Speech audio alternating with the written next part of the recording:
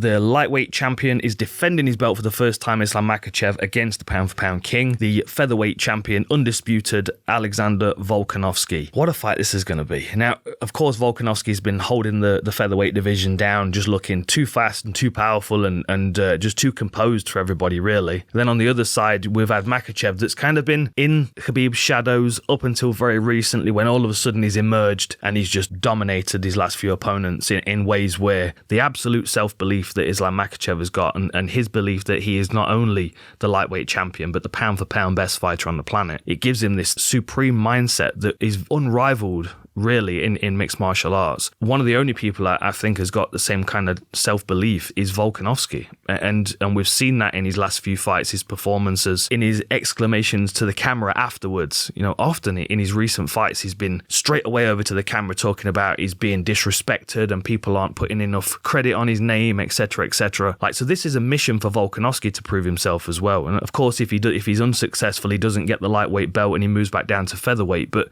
the impact for Volkanovski is that then people will remove him from the pound-for-pound king position. And the reason that, in my opinion, he's going up to lightweight is because he wants to solidify that. Of course, he's got a very good chance of doing it, but he is also sacrificing some advantages that he has at featherweight by moving up. There's a real advantage that Volkanovski has with timing, and I do feel like he can fluster and frustrate Makhachev with that, moving through range very quickly. But if Makhachev can discourage him moving through range by being ready with a knee up the centre line like he did against Davi Hamosh, clinched him and kneed him up the centre line, or just keep clinching him and trying to trip him, it might discourage Volkanovski's confidence when it comes to forward momentum. It might be difficult for Volk to get close enough to him to land without getting too close. So then Makhachev is able to take over with his kicking game, and this is really where I can see him doing the most damage. The impression that I get when I listen to Javier Mendez coach and to Khabib coach, that was father's plan, is to make them so afraid of the wrestling that they stand and strike with you and underestimate your striking. And it's almost like Khabib's career as a dominant ground and pound wrestler has set the stage for people to be already afraid of Makhachev's wrestling and ground and pound. So he has less work to do to re-establish that fear. It's almost like Khabib did some of the work for him. But Makhachev is definitely a better striker than Khabib, I would say. He's more dynamic, more technical, and we saw improvements in his fight against Oliveira, probably based on the fact that he was expecting pressure from Oliveira, so he knew that he was going to have to use hands over kicks. He might be expecting the same thing from Volk, and if that's the case, we might have an improvement in his striking range with his hands as well. It's an interesting matchup, and I wish they would be doing more to promote this than the other stuff they're promoting on the UFC Instagram. But I'm sure you all feel me and you know exactly what I'm talking about. This is where the real sport's at. We know this.